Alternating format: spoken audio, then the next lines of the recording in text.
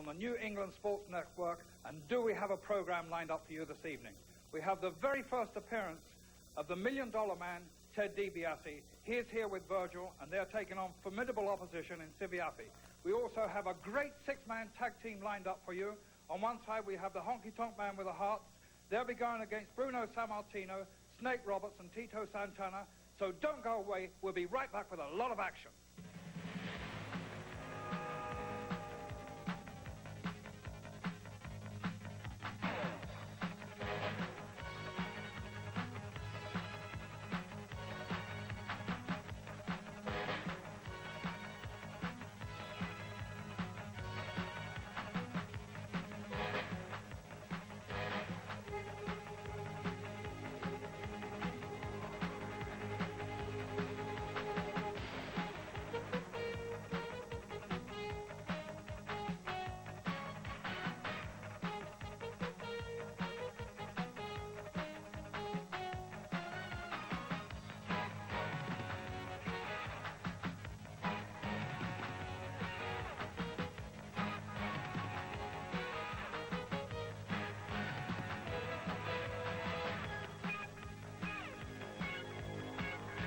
Here at ringside of the Boston Garden, we have a tremendous program lined up for you this evening, and helping me in the commentary to my right here is Mal for the South, the manager of the Hart Foundation, also the manager of the Intercontinental Champion Honky Tonk Man, Mal for the South, Jimmy Hart. You know, let me tell you something, Lord Alfred. It's great being here, man, especially since that old Gorilla Monsoon's not sitting here, baby.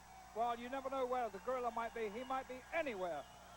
Never count him out. Anyway, we have a lot of action coming up for you. Let us go right now to the ring. Ladies and gentlemen, this contest is scheduled for one fall. In the ring, from St. Petersburg, Florida, weighing 231 pounds, Barry Horowitz. And his opponent, soon to be making his way towards the ring, from Queens, New York, weighing 275 pounds, the Dingo Warrior. You're now looking at Dingo Warrior, who's making his way to the ring. And this is the first time here for this young man in the Boston Garden, and he certainly has an electrifying appearance.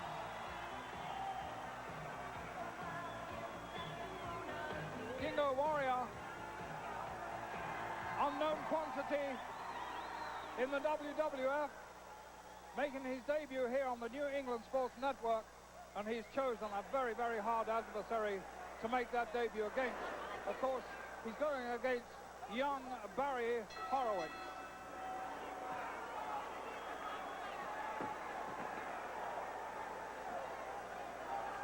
Barry Horowitz, from Florida, a seasoned campaigner, although still very young in years, certainly hasn't faced many men of the obvious physical condition that the Dingo Warrior is in. You know something too, Lord Alfred? Let me tell you something, baby. This kid, Horowitz, he's given up about 42 or 43 pounds. He certainly is, and he looks like he's giving up a lot of strength here as well, Jimmy. The Dingo Warrior certainly looks like a very experienced man, although I haven't seen him before. I have read his record, and his record is absolutely second to none, although he's in his first years of wrestling. However, Barry Horowitz has some beautiful wrestling moves, and we're sure to see a lot of those coming into play. Well, you know, the Dingo Warrior is strong, but he just pulled the kid Barry Horowitz down with his hair, man. Why would he do something like that for with all those muscles? I didn't see that, Jimmy. You may have seen something that I didn't, but from my vantage point, I certainly didn't see it. The referee is looking on, watching this man very closely. Just look at that face. A lot of determination on that Dingo Warrior's face there. Also a lot of paint, Jimmy. Yeah, it seems like that's the big end thing this year. Everybody wants to paint their face up. Not like the Hart Foundation. We don't need the robes, the music, or the paint, baby. We're champions. We're winners. Well, you definitely have got a fantastic team in Hart. And right down through the ropes goes Horowitz, down to that concrete floor. And the Dingo Warrior with a tremendous shoulder tackle put him clean through those ropes. Horowitz asking for a little time think Horowitz is going to kind of have to get outside the ring and regroup himself, man. Like I said, he's losing about 42 or 43 pounds on this guy. This guy's got the height advantage, the Dingo Warrior does. Well, I would imagine Horowitz came in, Jimmy, with some sort of game plan. I don't exactly know what it is, but I wouldn't imagine he ever thought that he would be going through the ropes so early in this match. In fact, Horowitz at the moment not making any impression at all upon the Dingo Warrior. Why would somebody paint their face like that, Jimmy? Well, maybe we need to ask the Dingo Warrior. Like I said before, the guy's got the looks, he's got the body. Looks like he's got a pretty good amount of ability here. Nicely stopped. Dingo Warrior showing a tremendous solid defense against those tackles by Horowitz. Horowitz again, another tackle. And this time caught by the Dingo Warrior, who brought him over in that side move there, a side buffet move. Horowitz now definitely thinking, and as you say, Jimmy, trying to reassess this man. I don't think that is going to work. Look at those massive arms and upper body of Dingo Warrior. In fact, obviously the wrong tactics from young Barry Horowitz. Get him off, please! Horowitz asking the referee to break that hold, and he does. Horowitz takes a mighty crash to the canvas there on his own back. Well, look at this Dingo, man. The referee told him to break the hold. Look what he did, man. Dropped the poor kid right on his head. He broke the hold. I'd like to see this Dingo Warrior go up against the honky-tonk man of one of the Hart Foundation, or maybe even Danny Davis. Well, I think that might be asking too much of a young man at the moment, but he certainly seems to be a tremendous wrestler here against Barry Horowitz. Mind you, his timing just then was completely off because Horowitz made him miss, and now Horowitz is putting those boots to work.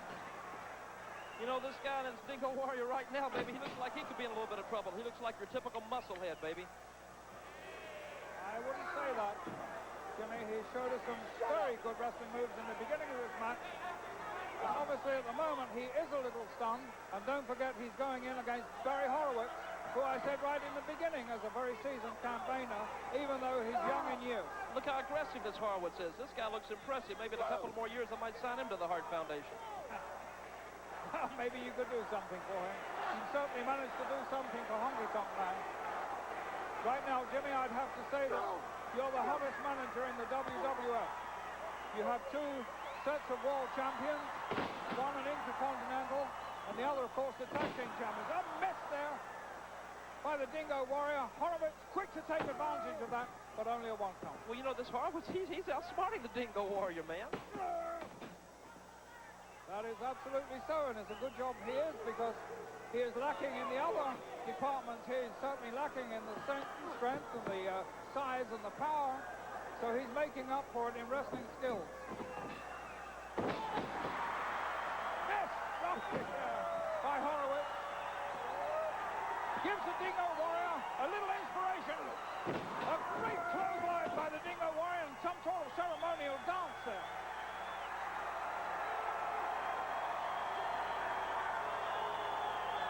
He is motioning, and I think the Dingo Warrior is saying he's going to pick Horowitz right up in the air and slam him. However, that opportunity didn't occur because he underestimated the experience of young Barry Horowitz. Reverse there. Now he's got him. An overhead press right up in the air. Tremendous power being exhibited there by the Dingo Warrior. Barry Horowitz down. Dingo Warrior with a splash. Driven up leg. 1, 2, 3. He's a winner. You know, Dingo Warrior, what a big show-off he is. I'd like to get the Hart Foundation to get a hold of this guy, buddy.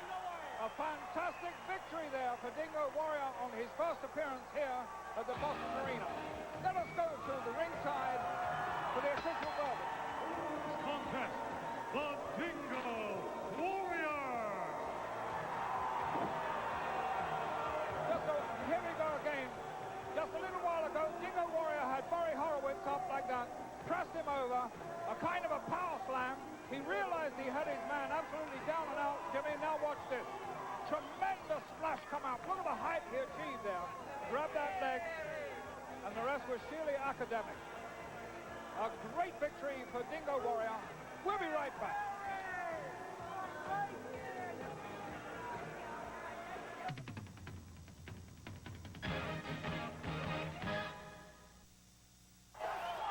Here we are.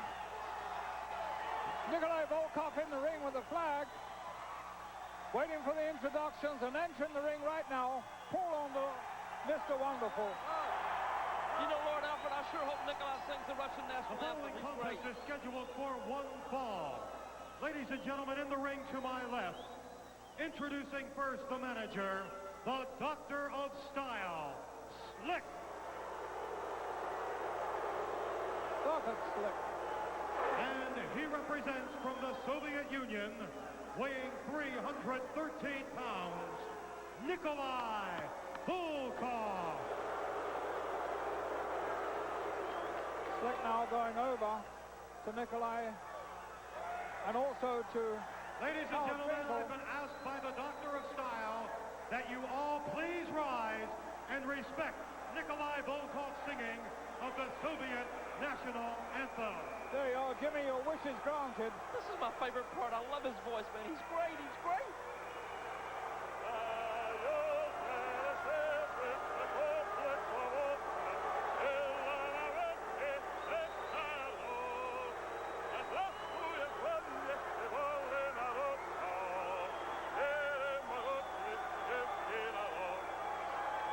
I wonder why he bothers. Nobody ever listens to him. Ladies and gentlemen, Mr. Volkov's opponent from Tampa, Florida, weighing 252 pounds, Mr. Wonderful, Paul Orndorff. Paul Orndorff standing on the top of those ropes to the ovation of the crowd. And he is having a very, very roller coaster ride at the moment in the WWF, because one moment the fans love him and the next they hate him. But it would appear this evening that he's got everybody on his behalf facing this awesome Russian.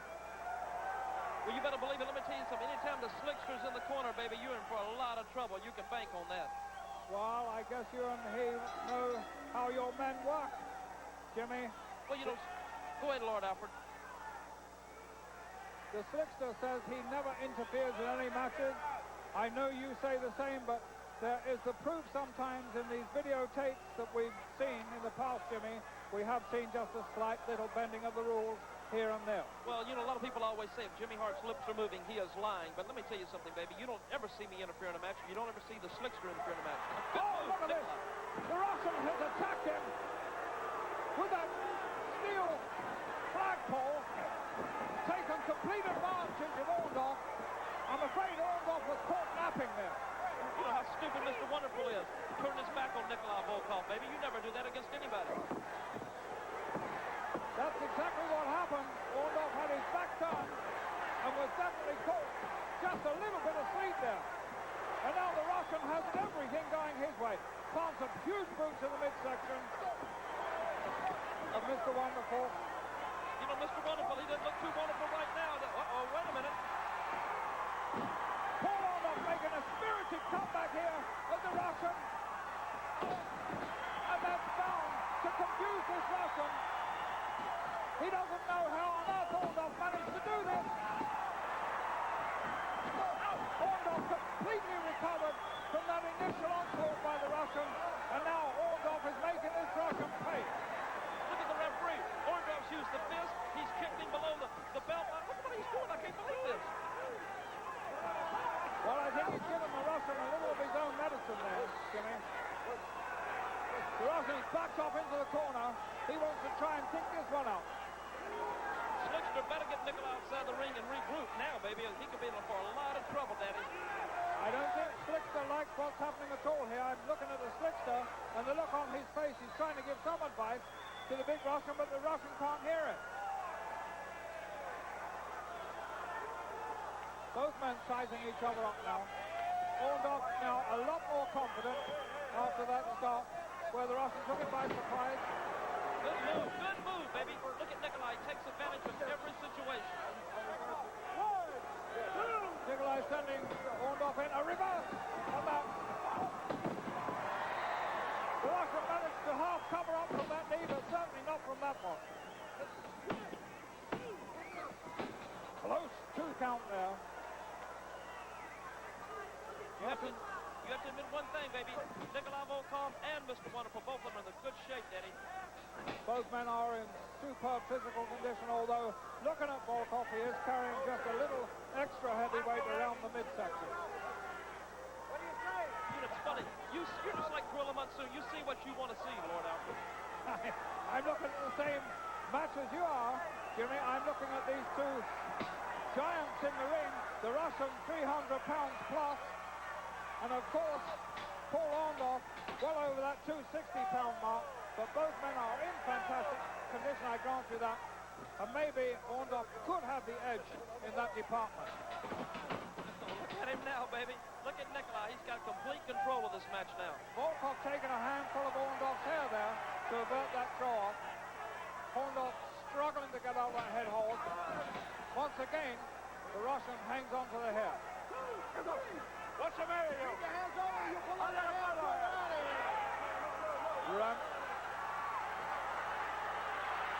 Referee demonstrating with the Russian, telling him to keep away from the hair. You know, I don't hear the people saying USA, USA now, do you, Lord Alfred? They shortly will do, I'm sure. Because don't count Paul Orndorff out yet. He's an extremely durable wrestler. And his record coming into this match is absolutely the envy of everybody within the ranks of the WWF.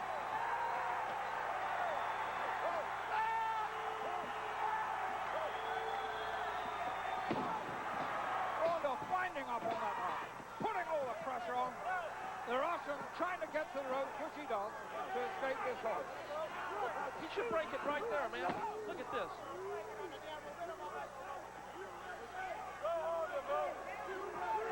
Slick not happy about this situation at all. And the Russian now allow... What is that sound I hear, Jimmy? Oh, don't rub it in. I can't stand it when they say USA, USA. I thought we might hear that. Headbutt by the powerful Russian to the side of Orndorff there. That extra weight seems to be hanging in the balance and making all the difference in this match. Bear hug by the Russian. He's got him now, baby. He's got him now, Daddy. Volkov, a tremendous bear hug. Exhibiting that power in the upper body. You know, I don't see the Slickster interfering either, Lord Alfred. I think the Slickster has lost all hope here. What do you say? What do you say? Mr. Wonderful is in trouble, baby. The Russian trying to turn him over. He's got those shoulders down, but he's got a hand on the top rope that the referee doesn't see. Once again going for that top rope. Reversal by Orndorff. Only the power of the Russian got him out of that. Oh, now look at Nikolai now, baby. He's got him. Oh, look at this. Looks like, what is this, a Boston Crab? The Russian turning a Boston Crab over on Orndorff. And Orndorff fighting back, pushing back hard. Oh, magnificent effort there by Orndorff. Oh, a very close three. He had his shoulder up.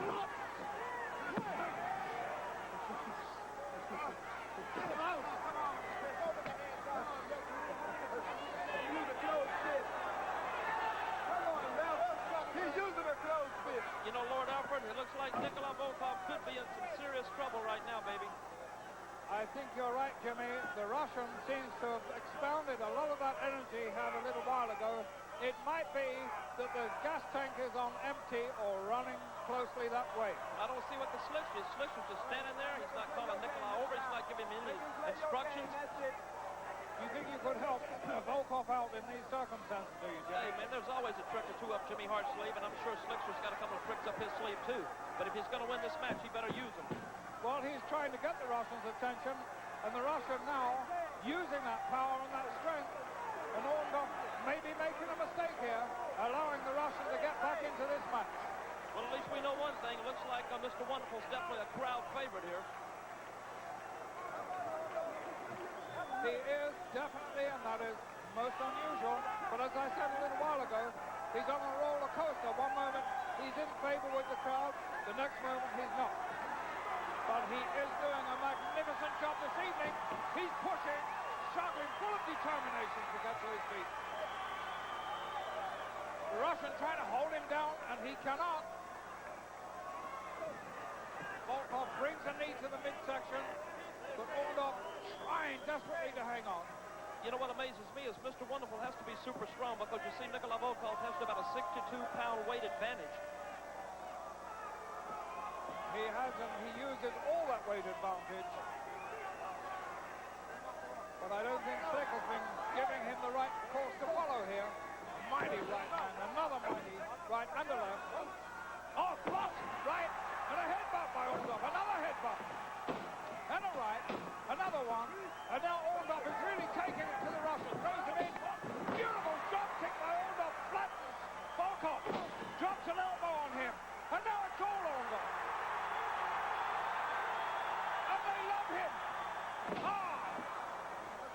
The Russian rolled away, but not quickly enough for Orndorff. He was able to regroup there. Russian run, stomach first into the top rope, and now Orndorff going to the top rope. Going right there. Oh, tremendous elbow to Volkov, and Orndorff looking particularly good at this moment. A clothesline. Sets the Russian down. Hold him. He's got him. He's got him. Orndorff. Magnificent. Perfect execution. Let us go up into the ring for the official verdict. Here is your winner, Mr. Wonderful, Paul Orndorff. You have to admit there, Jimmy, that Slick didn't have any idea of what his man was doing. Maybe we could go back a little moment or two in time and see exactly how Orndorff managed to snatch this victory away from Slick and his mighty Russian. Well, you know, Slick's telling him that he pulled the tights. Now, here we see. Take us through this, Jimmy, in your eyes. What should Slick have done here? Clothesline, claws the Russian. Where's Slick? Well, he should have Orndorff down. Slick should have got him to roll out of the ring right there to regroup. Too late now, baby. It's history. Just a great victory for Orndorff. We'll be right back with a lot more action. Lord Alfred Hayes here in the locker room area. One of the big bouts on our card this evening is Ted DiBiase, and he comes here with his partner Virgil. They take on Siviapi. Ted, you've been buying yourself around the world. You're called the $1 Million Man, but do you think it's possible that the buck, the big dollar, stops right here in Boston Garden? Well, it just might stop right here. You know, the Boston Garden has seen many a legend made in the past. There have been a lot of living legends come right out of the Boston Garden, where you're looking at the newest living legend in professional wrestling. Ted DiBiase, the $1 Million Man. Hoffy, I don't know where they got this guy. He looks like he come off a coconut boat out of the South Sea somewhere. But you are nothing but a stepping stone for the $1 Million Man. You step in the ring with me, you're stepping completely out of your class tonight here in the Boston Garden. The people here have anxiously anticipated my arrival. I'm here now. You've seen the rest. Now feast your eyes. Ted DiBiase with a lot of strong words. We'll be right back with this bout and a lot more action to come. Lord Alfred Hayes here at the ringside. My erstwhile colleague, Malthus South Jimmy Hart, seems to have retired. He wasn't too happy with that bout. Now I have with me the doctor-style Slick. Slick, you're not faring too well tonight. Volkov, your man, didn't seem to do too good.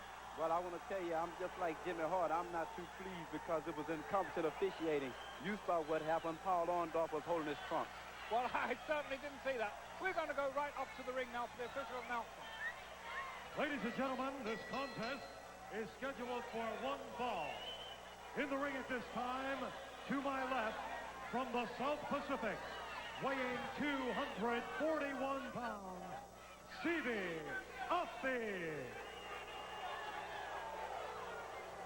And his opponent, escorted into the ring by his bodyguard, Virgil, making his summer residence in Hyannisport, Massachusetts, weighing 260 pounds, the $1 Million Man, Ted DiBiase. Lord Alfred Hayes here at ringside with the doctor-style slick. The announcement has just been made that Ted DiBiase is in fact up here at his summer residence in Massachusetts. Obviously, it must be some sort of a palace he's living in, Slick. Yes, and you know, Lord Alfred, what an impact the $1 Million Man has made upon the World Wrestling Federation. Do you think he ought to have somebody as the manager apart from a valet as Virgil? I mean, this man is very hot property. We don't know how he performs necessarily. He has a magnificent record before coming into the WWF. But remember, in the WWF, we have the greatest wrestlers in the world. Exactly. And I would be just the man that he needed because I'm a man after his own heart, a man of class and style. Well, he's facing DiBiase, who's certainly no slouch when it comes to being a wrestler with a lot of skill. A clean break there by DiBiase. You're exactly right, Lord Alfred. That DiBiase is one tough individual. But I think the $1 Million Man would be his match. You know, Slick, the $1 Million Man has a lot of money, but why does he have to force it down everybody's throat? Look at those dollar signs all over his equipment. Well, he's just out to prove a point. And that money can buy everything. Well, I don't think it's going to buy him any verdicts here in the WWF. And that was a very, very bad move that the referee should have reprimanded him. He took a big handful of Sivia off his hair there and threw him to the canvas.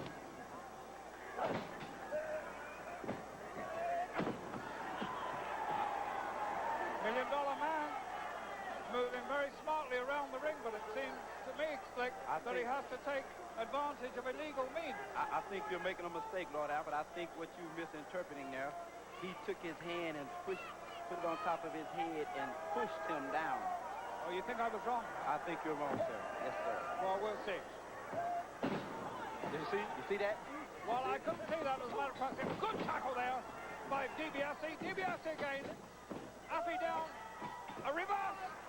Cross buttock. DiBiase in again. A nice arm drag. Perfect timing by DiBiase. He approaches me. You see, that's exactly what I'm saying. The $1 Million Man has made quite an impact upon the World Wrestling Federation. Not only is he rich, but he knows how to wrestle. He really does. I have to give it to the $1 Million Man. He put through many moves there. He put them all together and made Appy suffer. You know, it's not everybody that could do that to DiBiase. You're certainly right there, Slick. DiBiase is a very good wrestler and has a good record, especially against some of our top contenders. Nice cross buttock there by DiBiase. Going for a slam. Oh, nailed him with that slam. And another arm drag. Perfect timing. Ha ha. Ha ha. This man is hot. Exactly, Lord Alfred. Look at DiBiase. Look at the look on his face. DiBiase is wondering what he's doing here. He's in a state of confusion right now. He's 90% beat already, brother. Anytime you step in that ring and you lost like that, look at him. Well, let us not write off DiBiase because he's thinking again. Obviously, his first game plan has gone awry. He's going to come up with something else, and it's got to be good against DiBiase because these first few minutes have shown me exactly why DiBiase has that fantastic record. Exactly. We're going to find out right now what DiBiase is made out of. Can he come back? Does he have the intestinal fortitude to come back? Oh, flying cross. Body there by DiBiase. And Virgil standing impassive at the ringside. Watching his man. Oh, deliver a tremendous clothesline. Ha-ha. And now putting the boots to Appy. In the meantime, Virgil, his valet, standing there, quite impassive, watching this going on, and DiBiase now receiving tremendous punishment at the hands of the $1 Million Man. And I want to point out their perfectly legal blows. Forearm. Backdrop. DiBiase going to the middle rope. He's waiting very patiently. DiBiase coming to his feet. I'm sure he doesn't know where DiBiase is. Big elbow. Big elbow to the top of DiBiase's head. I'm going to tell you something, Lord Alfred. If Steve Garfield stands any chance of getting into this match, he's going to have to kick it in gear, brother. DiBiase showing exactly what he's made of now. Oh. Ramming Silviapi's head. Look, there we can see a Virgil's eye view of the ring, watching his man. Slam! Appy, I'm afraid, has no offense whatsoever now. Listen to the And his billion-dollar defense man is in tatters. begging him to get up. Look at slapping him out in the face. Ultimate humiliation. I love it. I love it. DiBiase, so assured, so cocksure of himself now.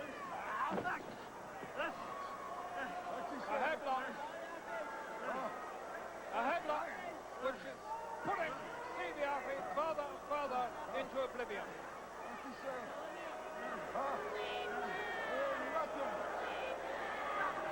Referee asking Appy, look at the face of DiBiase there.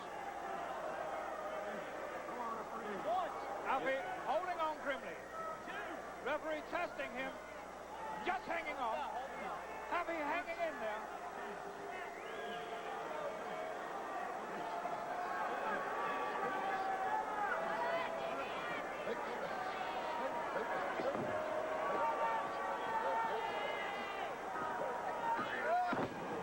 DiBiase takes Appy back to canvas again and again. Just taking him back. Oh! Missed completely with that elbow hook. Appy with a foot to the stomach. Appy showing a lot of signs here. And Virgil still not showing any reaction to his master's play. A headbutt by Appy has DiBiase staggering. Another one. We could be in for an upset here. What do you think of this? Oh, a power slam by DiBiase to reverse those tables again. This man is certainly showing me a lot of skill. Exactly, Lord Alfred. Just like I said before the match started, Ted DiBiase is a tremendous wrestler. And now going for a sleeper hold there. A three-quarter bolt on him. Brings that back with a great find. I think you could turn the lights out now, Lord Alfred. Oh, my word. A casual handhold kept Appy down. The damage was done with that Bolton three-quarter. What a tremendous move. A great exhibition of professional wrestling. This exhibited there by DiBiase with strength, power, and skill. Let's go to the ring for the official The vote. winner of this contest, the $1 Million Man, Ted DiBiase. Howard Finkel's microphone went out just then, but it was Ted DiBiase, of course. Yes. I think the $1 Million Man has something he wants to say. He sure does. And We for got a what- mic here. Here we go. Maybe his money is working.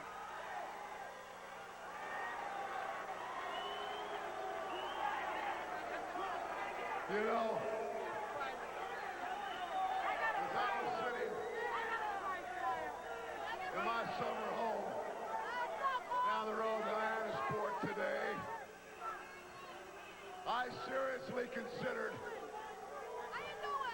staying home and not coming here tonight. But being the gracious individual that I am, and knowing how much you people anticipated my arrival, I decided that I wouldn't disappoint you. So here I am. You know, this Boston Garden right here is a very historic building. There have been a lot of living legends made right here in this building. Bobby Orr, Larry Bird, Bruno Sammartino. Well, you've seen the rest, baby. Now feast your eyes on the best, because Boston has never produced anything to compare with the $1 Million Man. That, of course, Nick, is the $1 Million Man's opinion. Well, I think And it's you a know, very as good I one, look brother. around the Garden tonight,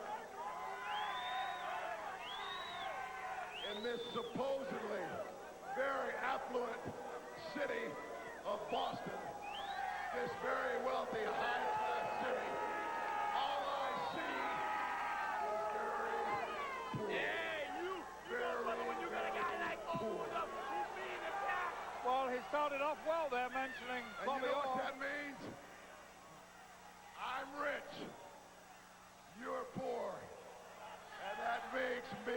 better. That's right. But I can be a generous man. I can be a generous man when I feel like it. Oh, maybe he's And going to just give some prove money to you away. people, Slick. one more time that everybody's got a price for the $1 Million Man.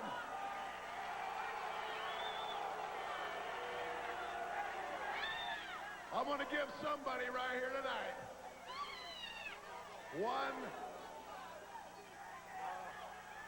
200. I'm going to give somebody $300. What a generous man. And all they got to do Yes, to make but he $300 wants to humiliate them. is come up here in the ring and kiss my foot. Now let me see the hands. Look at all the of people you that want to do it. out there Look at all the that people would that want to like do it. $300. All I can do is Boy, look at the poverty. that they need the money. And then it's just a shame that somebody would have to do that for the money. Look at all these poor slobs. You look like you could use a little more. Virgil. I believe Slicky has a young lady who wants to take up this particular challenge, call it that if you may, All right. and it looks like she is going to sign some sort of a waiver there before she climbs into the ring to kiss that sweaty, horrible, smelly foot of Ted DiBiase. And she's going to love doing it, too. That's a good-looking young lady, too. Let's see if Ted's going to take the boot off. I think she thinks maybe she just has to kiss the boot. Just a minute. No, I think he's going to take the whole boot off. Virgil is removing his master's boot. He's undoing his master's bootlaces. And he's even taken the sock off. So I guess she has to put her You lips want $300 to his pretty toe. bad, don't you? Yeah. Well, get down on your hands and knees. She's going to do it. Look at her. That is awful. That is so humiliating, making that young girl. I love it. I think it's You beautiful, look Lord like Alfred. you could use a little class and a That little is bit a of money. shame. That poor girl I must think- need $300. She may kiss have a my chance. sweaty, I think he's bestowing a great honor on her. Look, look. I love it. I love it. Humiliating thing to do. Take the money Pick that and money go up. buy yourself some new clothes. I certainly hope that is not a prime example of class in Boston. But it just goes to show you. And none of you people here are any different than her. Because everybody's got a price for the $1 Million Man, baby. Each and every one of you. I don't think he's winning many friends with exhibitions like that. Well, I'll tell you one thing, Lord Alfred. He just Let us proved go that back a everybody... few moments ago and see exactly how this match was won. Here goes this hold, this patented hold of Ted DiBiase, a Bolton three-quarter, hooks in the leg with a perfect grapevine, slams Affy back. You'll see his head go right into the canvas. Bang. After that, Affy is completely unconscious, and it's so easy for DiBiase to put one hand on his chest, a little body contact for 1, 2, 3 by the referee. What do you think of that, Slick? What a great display of wrestling skills. I said it before the match started. This man has made a great impact upon the World Wrestling Federation. We'll be right back. Lord Alfred Hayes here in the locker room. I have guests with me. Both these guests are going to be involved in a six-man tag team match. You can see Melville South Jimmy Hart here, and of course his protege, the Intercontinental Champion Honky Tonk Man, and they're going to combine with the Harts against Bruno Sammartino, Tito Santana, and Snake Roberts. And tonight's the night that we get even with Bruno Sammartino for putting his filthy hands on me, right, Honky, baby? If I was Bruno, if I was you, Bruno Sammartino, I would stay in the dressing room tonight because you're going to get something you've never had before. I'm going to shake, rattle, and roll you, Bruno. I'm going to do something no other man in the history of the WWF has ever done. I'm going to beat you because I know the Hart Foundation. Brett, Hart and Jim the Anvil Nyhart is going to take care of Jake the Snake Roberts. Honky, And it's not just Bruno in there. He's going to have I'm just, Tito I'm Santana. just, I just said that. I don't care. I'm going to beat Bruno. That's who I want. Bruno, the living legend. Whatever I'm gonna be the happens, legend around here. we're going to be back with this match and a lot more action.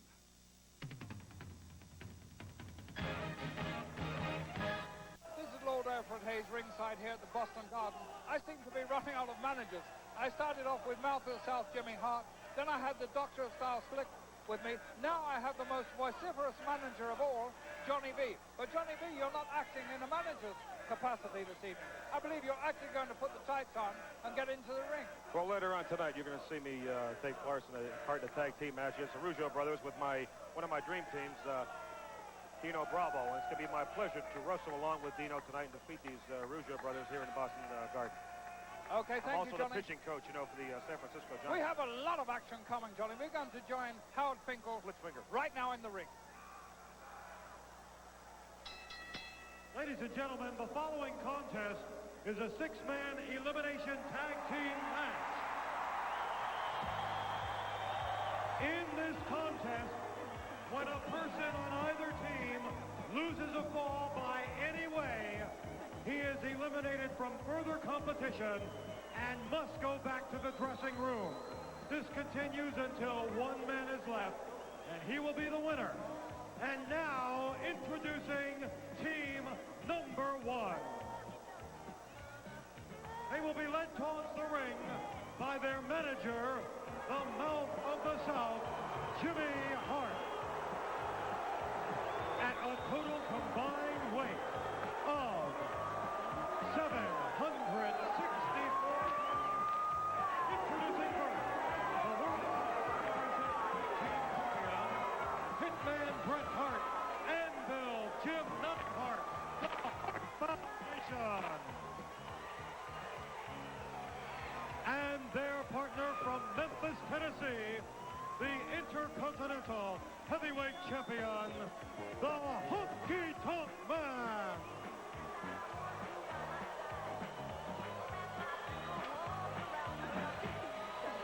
Their opponents, soon to make their way towards ringside, have a total combined weight of 721 pounds. Introducing first, from Tocula, Mexico, Tito Santana.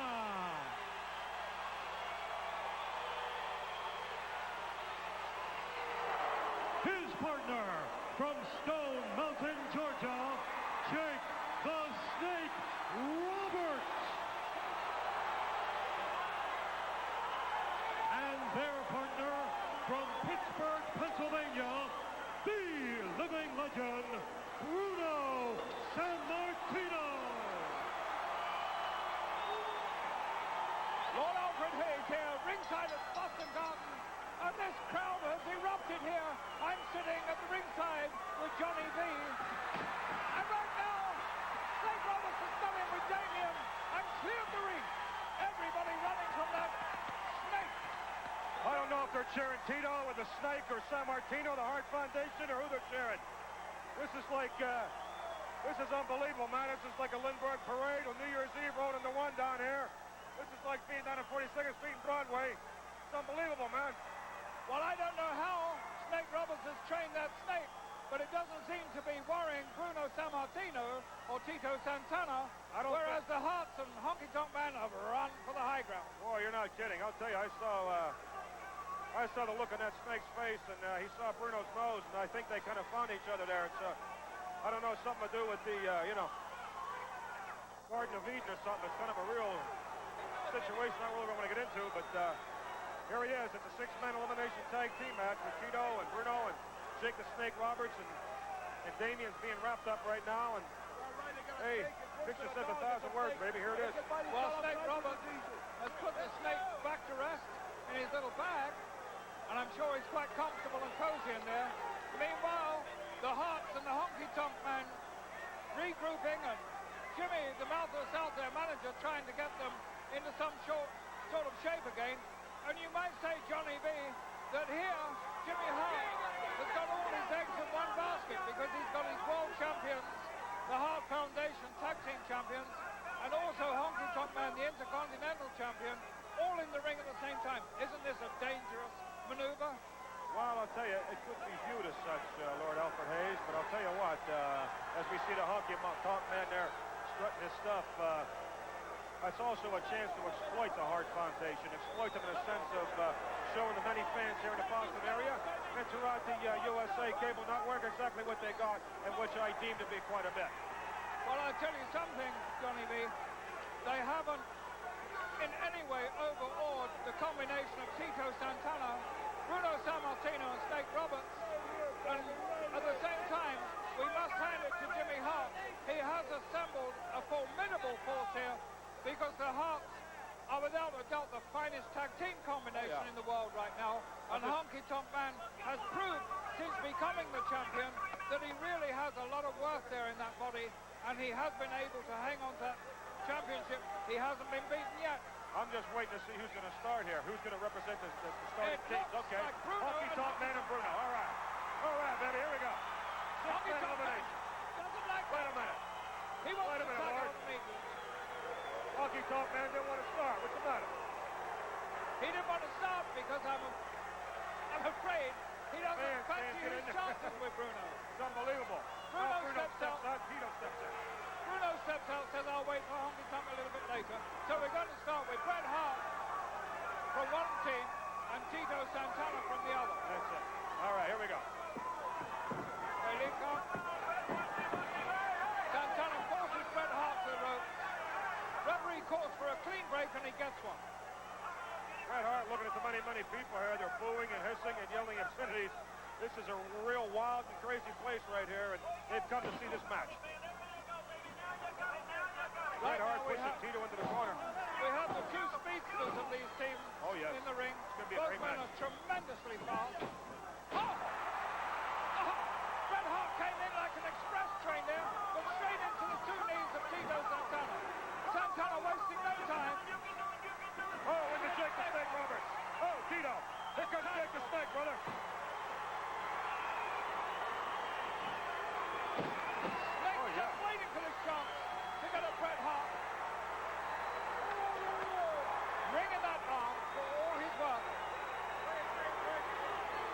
And these people are absolutely going mad here. They've really become unglued here. Half of them are standing up, the other ones want to.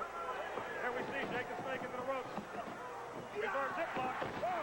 Reverse cross bump there by Snake. Waiting for Bret Hart. Snatches him from the ring floor.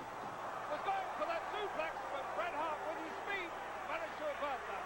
Jimmy Hart over to the rescue over there. Taking a hike to the high ground. Well, he might be taking a hike, but it's time to cool things down, Lord. It's time to, just as Jimmy Hart's doing. He's trying to tell Bret Hart to ignore these people. Let's stick with the game plan and forget about these crazy people that are acting, unbeside themselves up here at the Boston Garden. Well, Jimmy Hart, obviously a great influence with his team. Oh, he does, yeah. He's managed them and maneuvered them to world championships so well they should listen to him. Okay, we have a tag here. Timely tag. Here comes Big Daddy. Jim the Anvil Neidhart. Coming into the ring. Anvil Neidhart. Let's see what this Snake Roberts can do with Jim the Anvil Neidhart. Well, the Anvil, of course, is the power member of this trio. There you go. There you go, your lordship. Look at this. And Snake Roberts, I'm afraid, is going against a very powerful man now. There we go. Strength. Pure strength. Snake Roberts kicking his way out of that hold. The Anvil looking at him, stalking him, wondering, hey, wait a minute. Is there some greasy kid stuff there or what? Locking up again. Anvil goes behind the Snake. There is no getting away from the Anvil. Anvil forcing him into that corner. Makes the tag to Bret. Bret puts a fierce right-hander to the side of Snake's head and another headbutt. And down goes Snake to the canvas. Little different situation than Bret Hart was in there before. Bret Hart drops an elbow to the back of Snake Roberts' head. And Snake Roberts in a lot of trouble. Yes, he is. Calling for assistance from Honky Tonk Man. Throws him onto the uplifted boot of Honky Here's the Tonk. dog made. Here we go. And now what we've been waiting for is this. Honky Tonk in the ring. As Really? Bruno and Tito watch. He notice San Martino's over there and Tito Santana, they're watching. They don't want to even be in that ring, Lord. They don't want no business in that ring. They could care less about coming in there right now. Honky Tonk taunting Bruno Sammartino. Bruno's just watching. You see that? He don't want in there. Tito's the same thing. Look at Bruno trying to tag. He doesn't want it in there. Bruno won't be able to make a tag like that. He's got to have at least Bruno one wants foot no on the business in apron. that ring right now, Lord. I don't care what you say. Honky Tonk forcing Snake Roberts back into the corner. Here we go. Big Daddy once more. Oh, yeah. What teamwork. Boy, that Jimmy Hart's really got them primed up, I'll tell you that. I have to admit, excellent teamwork there by the Hearts and Honky Tonk. They certainly done their homework. And right now, Roberts desperately needing to make that tag. Here comes the Honky Tonk Man right back in there. Oh, yeah, GI Blues at the hands of Jake the Snake Roberts. A little bit of, are you lonely tonight? Snake Roberts taking a lot of punishment. Oh, whammo. Oh, yeah. He just can't take right out be able to make that tag. Oh, hiss. This could be all over very, very shortly, I'm afraid. This could be it, baby. For One Roberts, man he could be could be eliminated. No. Roberts really in danger of being eliminated now. Oh! Wow, what a knee, man. Snake Roberts in desperation with a big high knee. By Roberts, gets him out of a lot of trouble, but can he make him back to the baby? Traits in the corner. Oh, Honky Tonk Man misses it. Oh, my aching heart. Heartbreak Hotel, baby.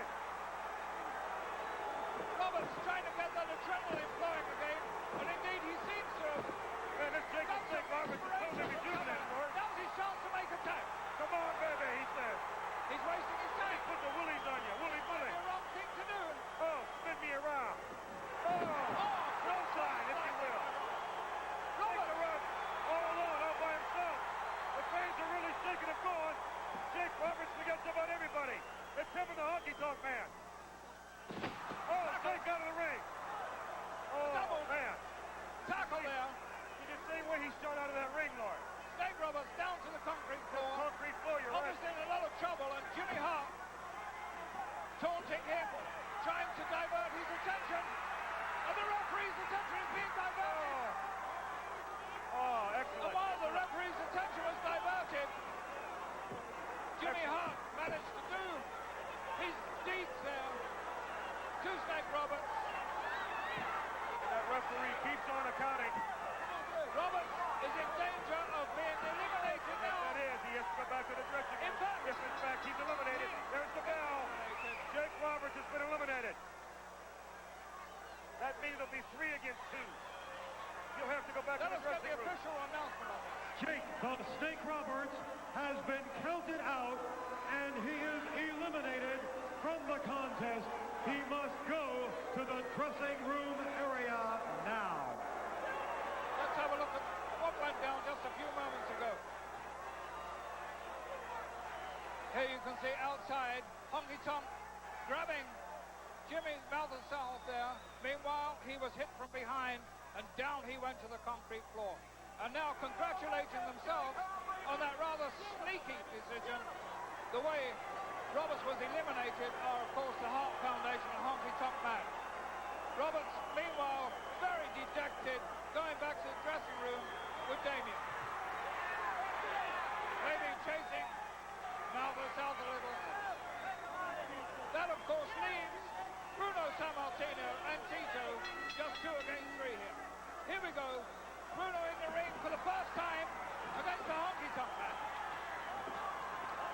You see the Honky Tonk Man trying to sucker Bruno in over to the Hart Foundation's corner. Now, of course, we're keeping in mind that mathematically we're dealing with 3 against 2. That being Bruno and Why Tito. doesn't Honky Tonk come into the center of the ring and go one-on-one with Well, Bruno? because he's smart, Lord. You know that. He's smart. He wants to suck Bruno into that Hart Foundation nest and take over on Bruno and beat him up and throw him out of the ring just like they did Jake the Snake Roberts. Well, there's no way Bruno is going to be suckered into that corner there against 3 men. You never know. It could In happen. any case, he might be able to take care of all 3 of them. Wait a minute. Here we go. They got him in the corner, don't they? man. Look at that. They got him. And in comes Mr. Tito One up being 3 Santana. against 1. And Santana attacking these from behind. The referee's remonstrating Referee's with just doing what he saw Santana. fit. Get And that's Tito a all the way complete out. diversion of attention. Beautiful Heart Foundation. That's the way to do it, baby. Some heavy rights there from Jim the Anvil Neidhart has floored Bruno. Bruno was caught there. Bruno caught off guard. He's in a bad predicament right here. And now some Doesn't heavy he doesn't look like much of a living legend now, does he? to the upper torso of Bruno Sammartino. And once again, he's trapped in the wrong Looks like a side. living half-wit because he's in the wrong corner.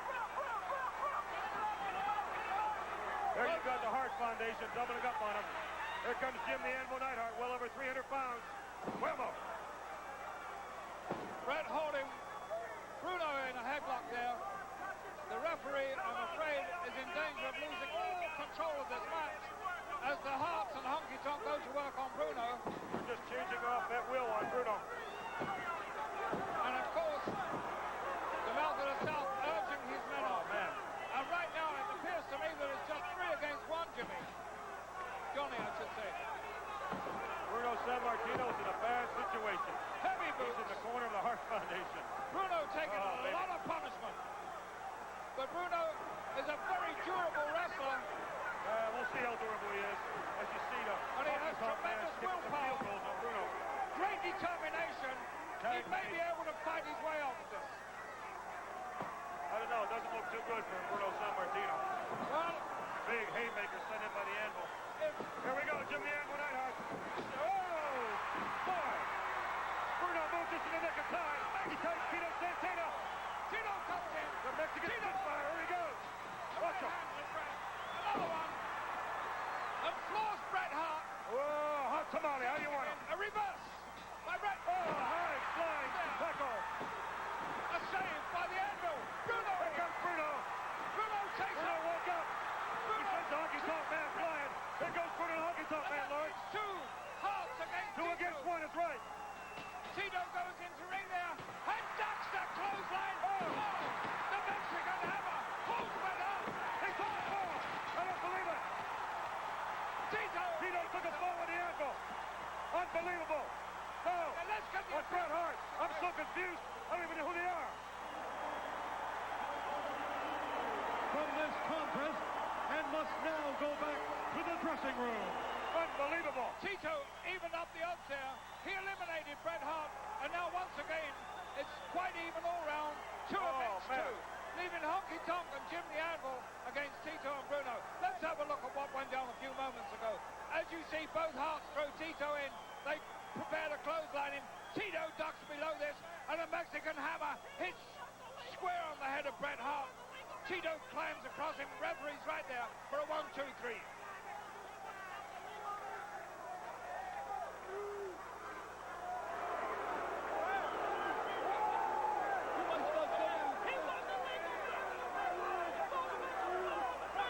Jimmy Hart obviously not very happy with the situation here, telling his man Bret Hart that he made a mistake. What Okay, Jimmy now, Hart has got to do is let me put his figure this team out now. We've got Snake Roberts eliminated. We've got Bret Hart eliminated. So it's the Honky Tonk Man and the Anvil against Sammartino and Santana. 2 against 2. Absolutely right. And right now in the ring, we have Tito. Oh, he comes up behind Honky Tonk Man and gives him 1 for good luck. He catches the Honky Tonk Man catching flies there momentarily. Honky Tonk Man, more humiliated than hurt. Yeah, he cut him Came off back in balance. the ring. Certainly did. And he certainly didn't faze Tito. Tito looking at Anvil as Anvil stalks Tito. Anvil going for that right arm. A heavy knee to the midsection of Tito floors him. A double hammer to the back of Tito. And now Neidhart trying his best to eliminate Tito. Man, good teamwork. What teamwork. Good teamwork. You're absolutely right, Johnny B. Honky Tonk Man. And I'm afraid for the team of Bruno and Tito, they haven't shown the teamwork that the Hearts and the Honky Tonk have. Tito trying to make that escape. Tito desperately trying to get over the top Bruno Sammartino. Straight in the Being held by the Honky Tonk Man. Oh! Anvil comes in from the tag, makes a legitimate tag with Honky Tonk Man. A big slam coming up, drives him into the mat, really nails him, coming in for an elbow drop and misses. Tito managed to get out of that. Tito missed with that first boot, but certainly connected with the second, and connected with those right hands too. Picking Amble up for the slam, all 300 pounds of him very easily. He's going for the elbow now, and tripped from the outside by the mouth himself. Beautiful. Amble on top of him, Beautiful. and I'm afraid it looks as if Tito has been eliminated.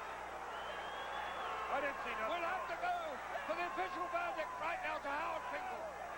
Tito Santana has been eliminated from this contest and must now go back to the dressing room. Mouth of the South, indeed a happy man. Let's go back and see what happened here. Here comes Tito. He shows him that elbow. He's coming in for it. But he's tripped by the Mouth of the South from the outside the ring. Hits his head as he goes to the canvas. I don't know if he was choked or And Neidhart, who was practically unconscious, kinda lost his balance. barely rolls across him. Pins him for that all-important 1, 2, 3. And this leaves just one man against two, Johnny B. Well, a little mathematical conclusion there. Looks like it's Bruno Sammartino against the Honky Tonk Man and Jim the Anvil. And for all his experience, this is going to be a mighty uphill struggle for Bruno against the powerhouse Neidhart and the Intercontinental Champion. If he's a Honky living Tonk legend, Man. he'll certainly have to earn that title right now. Well, let's see what he can do, Johnny B, because never, ever right. Here they go. Here he Right on him goes. right away. The former world champion. A double knocking knocker. Two boots in the midsection. He's going to work on both Honky Tonk Man and the Anvil. Here goes Bruno. Man, that guy's acting like a living legend, I'll tell you that. Oh, Honky Tonk Man not strong enough to be able to hold Bruno, but now they both have him down. A knee across the throat and a knee across the chest. The referee only just now putting out Neidhart. I'll tell you what, I got to give the guy credit. Sammartino is hanging in there. He sure is game. Sammartino not only hanging in, but he did exceptionally well in the beginning. Yeah. A double hammer to the jaw of Bruno weakens him a little further. There is no tomorrow for Sammartino. There's nobody to tag. There's nobody except him out there. Legal tag to Neidhart. He's got 5 to get out the ring, Honky Tonk. I think he put up more than he can shoot, I'll tell you that. 2 against 1, just too much. Neidhart headbutts Bruno. Bruno now struggling against these two men. But knowing Bruno, he's a dynamo. He's never out of breath. Well, and I know it's a dynamo, Lord, but if 2 against 1, you know, you got the Honky Tonk Man and Jim the Anvil Neidhart. You're talking about a lot of experience and a lot of guys with great successful track records. These guys are tough hombres. Well, you're right, but Bruno can dig down deep. He's shown that before, and he's shown it to us recently. And I think that Bruno's probably now imagining something there upstairs, because it looks to me that he does have some play. And Jimmy Hart is on ringside. Oh, no. This is Bruno. What happened? And hits his own man. Bruno's across him. 1, 2, 3, oh my. Eliminated. Oh my. Oh Let's my. go to Howard Jimmy Finkel. Hart. Verdict. Jim That's the unbelievable. Anvil Neidhart On a tied has turn been here. eliminated and must now go back to the dressing room. The final encounter will be the Honky Tonk Man and Bruno Sammartino. Looks like it's 1-on-1, Lord. That time, Johnny B, Honky Tonk Man was very sharping with his manager, because it was his manager who hit Neidhart. Now look at Honky Tonk. He's going to town on Bruno. He's really enraged here. Bruno, of course, weakened by that attack. Bruno from still looks Neidhart like he's and half Honky out, Tonk though, Man. Lord. Look. How much punishment can that man take now? I don't know. He doesn't seem to have a lot of defense against Honky Tonk Man. And Honky Tonk Man now Bruno is looks dazed. He looks bewildered. flaunting his He looks like, let ability. me out of here. Measuring those rights to Bruno, getting every bit of power from them, taking his time and telling him what he's going to do. I don't like to see it like this, Johnny B. He's trying to Jimmy Hart. humiliate the former world champion, driving that knee into the The upper difference in this chest. match right now is going to be Jimmy Hart. You watch and see. Bruno has nobody out. Here we go. Nobody in the ropes. It's Honky Tonk Man. It's Bruno. Oh, Bruno with a big knee. Bruno's on top. Wait a minute.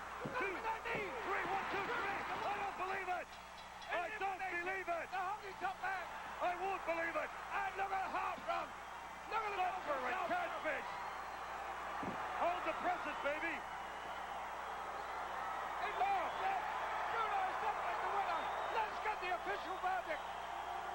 The This winner is unbelievable. of this match.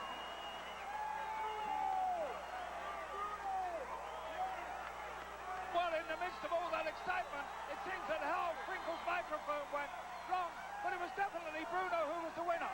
Let's go back in time and see what happened. Oh, here we go, Lord. Here You we see see Bruno running the ropes, and you see the Honky Tonk Man running the ropes. All of a sudden, Bruno's going to cut in. There's the Honky Tonk Man. He set them up for a backdrop. Oh, the big knee from San Martino. And down goes the ex-champion, the living legend, with a 1. And it's a 2. And it's a 3, and that's all. Just a magnificent effort there by Bruno, who overcame 2 men at the end to win that elimination match. Bruno, a magnificent performance, a great wrestler in every respect. Look at Bruno. Look at the look on his face. Saying, boy, am I glad it's over. Just tremendous action here at the Boston Gardens. We'll be back with a lot more excitement.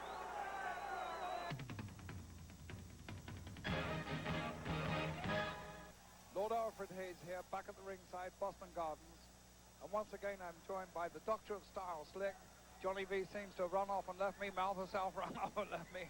So here we are with the Doctor of Style. We still have some great matches coming. Don't forget we have that tag team match with those fantastic brothers from French Canada, the Rougeau brothers. We also have that fast wrestler, the one-man gang. Yeah. Dr. Slick, what about one-man gang? What do you think about him, huh? He's a big 747 of professional wrestling. The only man that can stand flat-footed and reach up in the sky and grab thunder, baby. He certainly is a big man. Let us go to the ring for more action.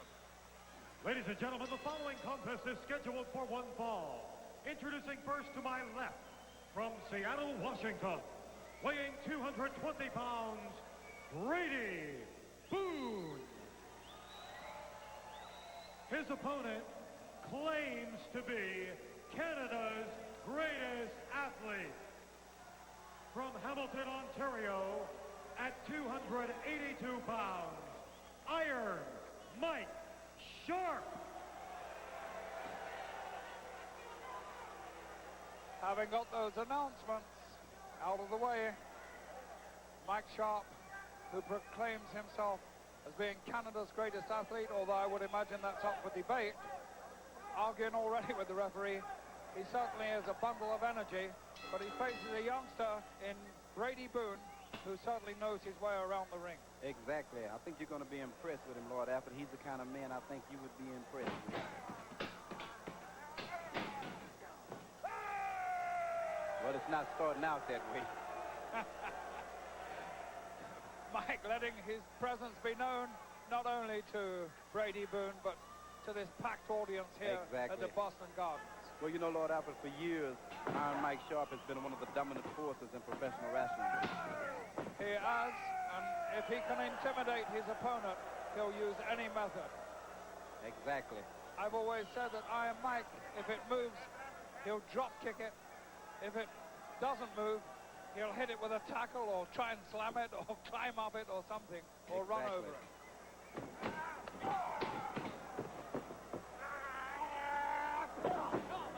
Just a heavy blow there by Mike. Another one. You know, Lord Alfred, it's a shame Iron Mike can't seem to throw off that injury to that right arm. You know, he's had that injury there for quite a few years. Oh, some terrific maneuvers there by young Brady Boone. And now Mike taking a hike, coming right across the table here, and nearly destroying everything, including you and I, Slick.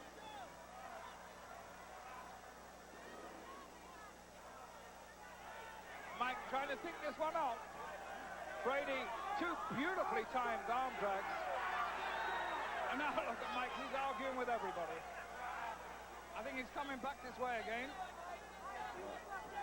Mike recollecting his thoughts. Well, I don't know what thoughts he has, but he doesn't seem to put them together too well. And he didn't then, but I think the man's going to come on now.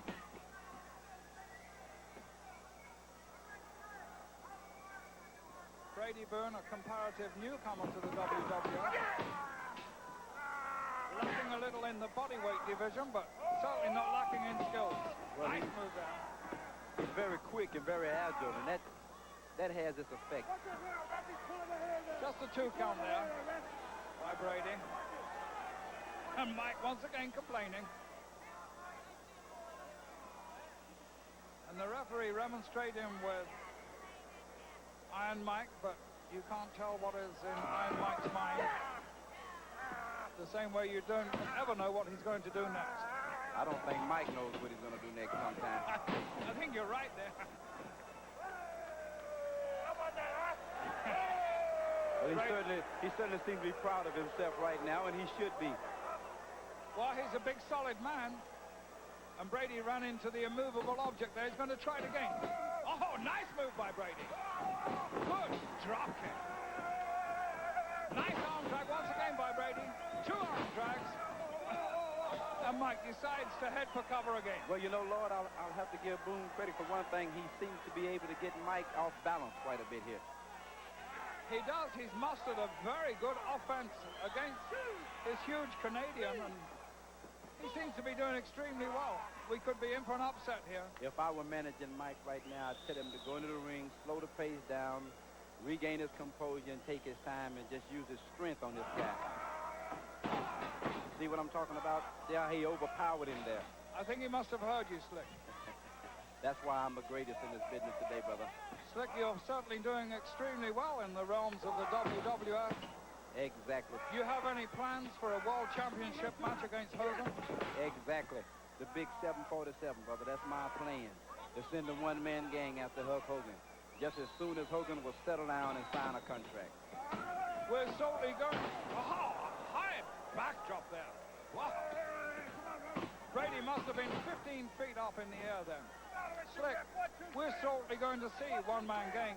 You seriously believe that this man can beat Hulk Hogan?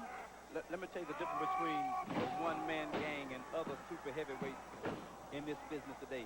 He's the only 400-pounder that can do drop kicks, suplexes, flying head scissors. He can do it all, brother.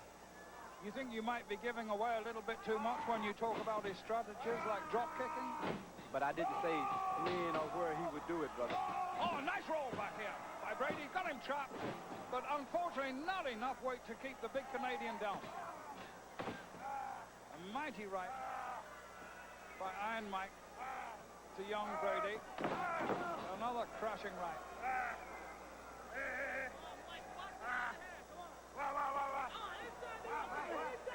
Referee beginning to put the count on Iron Mike, and Mike bending the rules, and if he's not careful, he'll bend them just a little too far and find himself marching away from the ring. Exactly. You know how the officials are in the World Wrestling Federation. Hard slam into the turnbuckle. Brady, at this moment, beginning to tire a little, and that's no wonder against somebody like Iron Mike. I think Mike's size is about to take its effect upon Brady Boone. It certainly seems to be taking its toll, although the youngsters managed to reverse it. Coming in, mounting right up there. Oh! Good move by Brady. Just managed to make contact with that drop kick.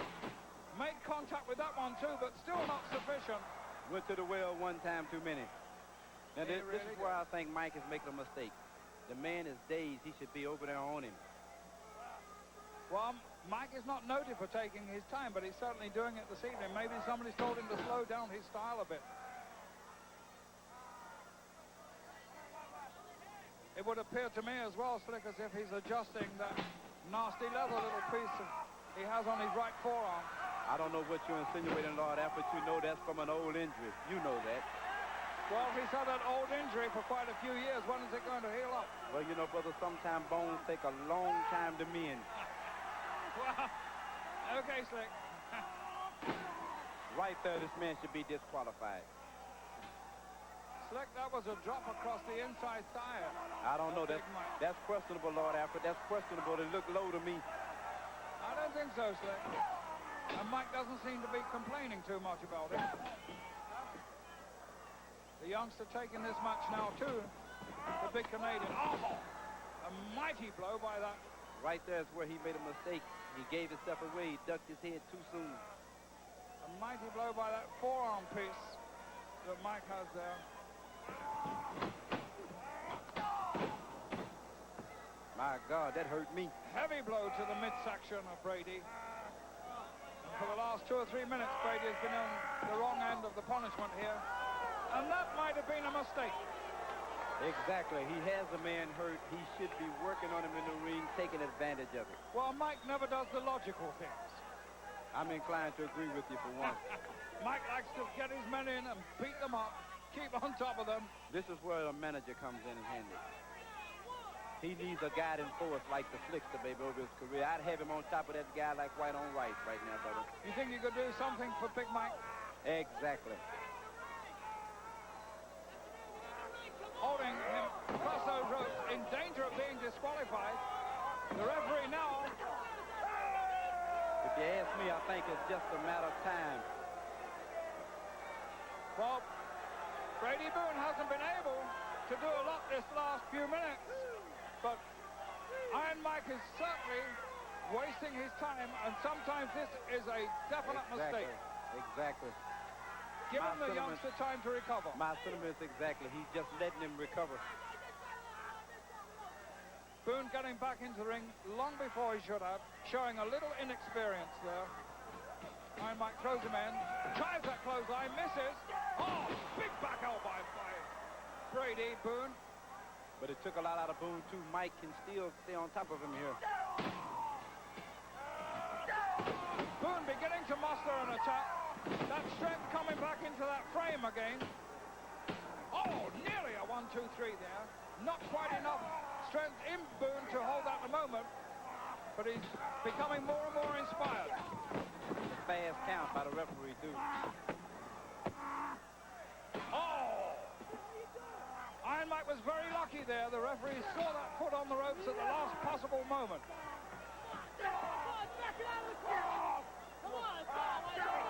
He's using a fist, Lord Alfred. That's illegal. The referee should be on top of this.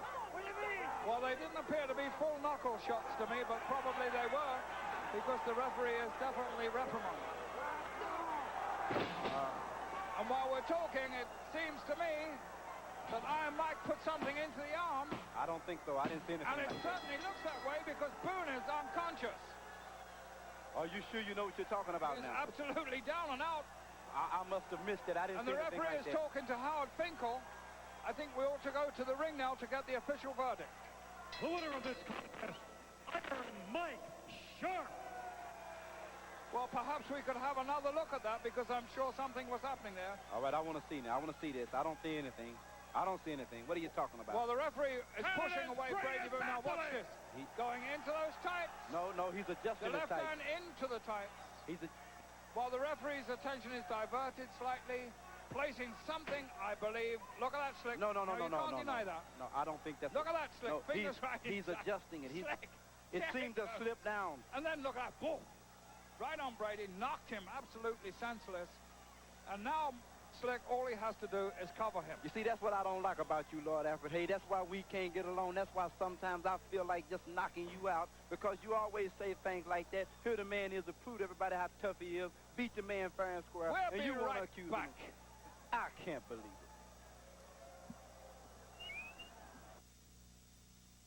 Hello, everybody. It's Lord Alfred Hayes. Standing with me right now are my guest, Hillbilly Jim, and with him is Little Beaver. Hillbilly, you have a tremendous task in front of you tonight. You're taking on the one-man gang who weighs 450 pounds. Yes, sir, you're exactly right. And I'll tell you this, if you think I'm taking this guy lightly, Lord, you're wrong, because that is one big critter. He is tough, he is rough, and he is very mean, and he has beat everybody in that ring 1, 2, 3 with no problem. So I'll say this, I'm geared up for him. I've been talking with my assistant, Little Beaver, all week, and we have some plans for the one-man gang. And you know something, too? He's got somebody in his corner. He really does. He has Slick, and Slick is always somebody you've got to keep your eye on. Is that why you have Little Beaver here? Well, Little Beaver here is strictly to be in the corner, to advise me, sir, and to give me some encouragement and some moral support. He's a good friend of mine. But I'll tell you this, he has devised a plan with me. If things go wrong and Slick, if you interfere, you're going to have to pay. You mean to say that Beaver might actually interfere in this match? Oh, no. I didn't mean what I said, folks. Well, I'm sure you mean that. We're going to be back with this match and a lot more action.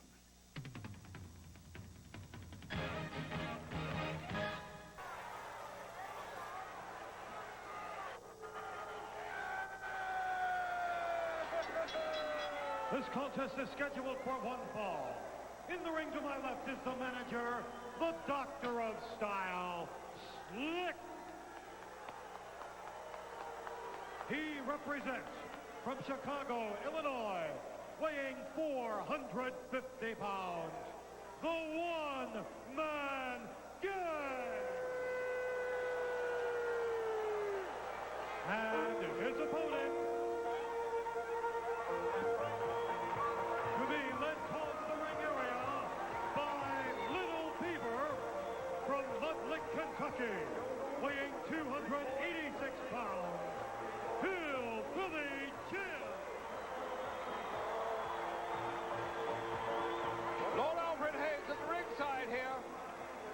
Hillbilly Jim coming in. Everybody standing and cheering him and his cohort, Little Beaver. Joining me now, former World Tag Team Champion, wrestler, and now a very prominent manager here at the ringside with me, Johnny V. Well, it's always a pleasure to be here at the Boston Garden here, and of course this is one of my second time I've ever spoken next to the great Lord Alfred Hayes, a great wrestler in your own right. And speaking of that, I can't help but notice the odd couple over here to my immediate right, speaking about Hillbilly Jim and his little chipmunk friend there, that little half-wit Little Beaver.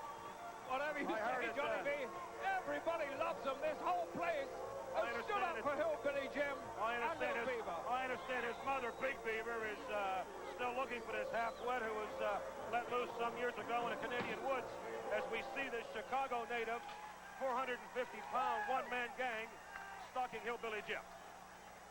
Well, the Doctor of Style, Slick, told me that this Wait man a second, look at this. This is worth the price of admission. is going to Watch be this the guy next put his world little slippers champion. on. Look He's how telling cute. me now. Look how cute this guy is. He looks like a dropout from Harvard University. Look at him, little mohawk haircut and everything. Isn't he cute? Oh. Now you see Stick. There's the real man right there.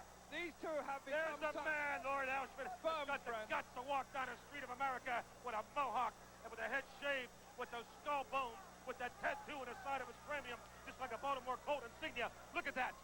Well, That shows. Look at that face. What does that face tell you? This is going to be a severe test for the one-man gang, Johnny. Well, if he has any aspirations to take that world championship away from Hulk Hogan, this is one bout he's got to win. Look Very at that. Beaver. Did you see that? That is despicable. Look at this half-wit. Would you believe this? Shut up. What are you laughing at? That is despicable. Oh, that's the funniest thing I've seen. I hope you get everything that's coming to you, Little Beaver. Hillbilly Jim. Look, he's going to throw that man's personal property. That's unbelievable. I don't blame you, Slick. I jumped too. That little half-wit little freak midget has made a fool out of Slick. And I don't like it. That's the funniest thing I've look. seen. Look. Do they got something going with each other or something or what? Let me tell you this, Johnny V. If somebody is out-psyched right at this particular moment, it is obviously the Doctor of Style, Slick, who is no longer as cool as he would like to be, a one-man gang who is completely confused. If you were the New York Yankees and that Little Beaver was a player to be named later, I would think you got the short end of the stick. As I was saying before that episode, where Little Beaver brought this entire house to its feet. As I was saying, one-man gang, if he is to be considered a logical contender for Hulk Hogan's title, he's got to win this match in very convincing style, and I don't think he will. Well, let me just say this. This is the stiffest competition to date that the one-man gang has met, one-on-one. Hillbilly Jim is not to be taken lightly. I know the man has always been an enemy of mine. He's never exactly been one of my most favorite of people. I mean, anybody from Mud Lick, Kentucky isn't exactly my New York City-style person. But this is the toughest test to date. Let's see what happens. Little Beaver gave some words of encouragement or advice there to Hillbilly Jim.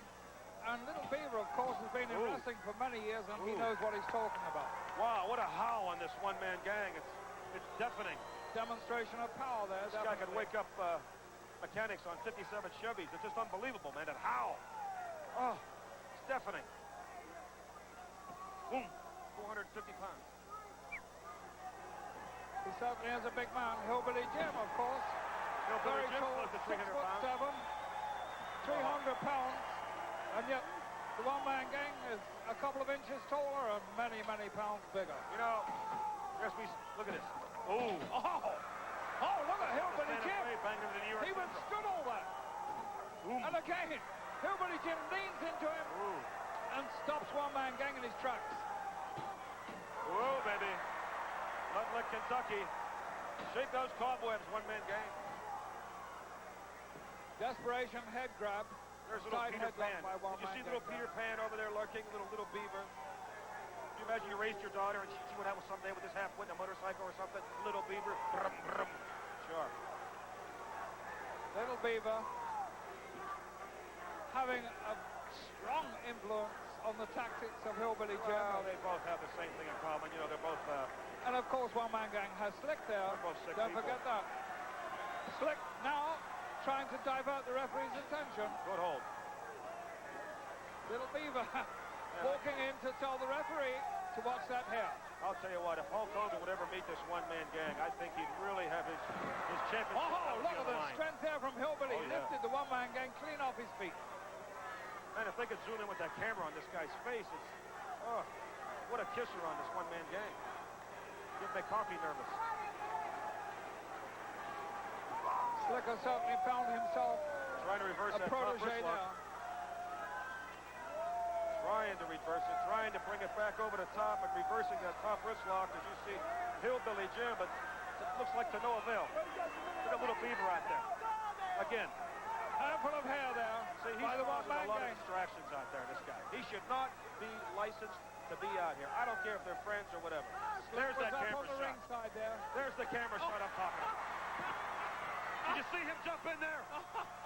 I think there was What a is so fly on funny? his head. I think there Why was a would fly you laugh at something on like that? one-man gang's head, and he just wanted to swat it Yeah, off. but what's so funny about something like I think that's all it was. I don't think that's It funny. tickled my imagination. I had to laugh. I'm sorry, Johnny B. Well, I just see no humor in this guy hanging, lurking around the ringside, interfering in pro matches. Then you're the only one who didn't see the humor of that, Johnny. Well, perhaps so. I just can't see the validity of something like 20,000 other people here did. that. Wait a minute, what are they reaching for? Light bulbs? Are they putting in light bulbs at Sears? What are they doing, these two? Looks like they're changing the goalpost or something at Shea Stadium.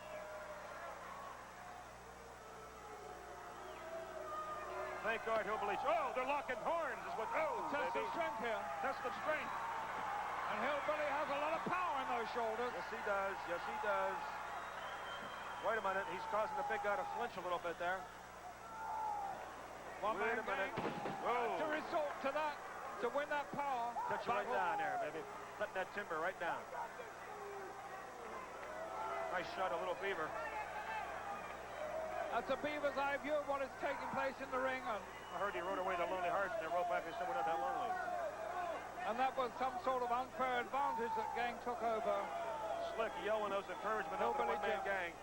Stick with him, baby. Stick with him. And you can see he is sticking with him. Ooh, that face. Oh. Wow. Much like that guy that knocked on your door at 3 in the morning, asked for directions. A look of determination certainly upon the face of the gang. But Hillbilly Jim coming back.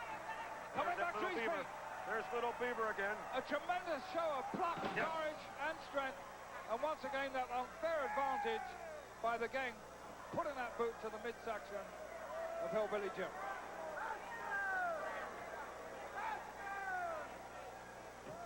Yowza, yowza, yowza. Out there, Slick is saying. Referee Freddie Shuley, would you please keep that little Beaver somewhere within the illegal boundaries of that confine of the ring, please? I tell you something, he's giving the Dr. Star Look at him peeping something in there. to You heard think about a peeping Tom? That's a peeping Tom. That is a peeping Beaver right there. Look at this. Look at that. Look at that. Do you see what this halfwit is doing? This poor man, this poor one-man gang has been humiliated here to a point, and don't get upset when he gets upset. They've done everything to humiliate this poor man. Well, Slick doesn't like that at all. And I'm not sure that he's not right, because he may have a point. Look at this, what he is doing. You see that? Will you believe it? A one-man gang. I've never seen him suffer He's like this getting before. angry, I'm telling you.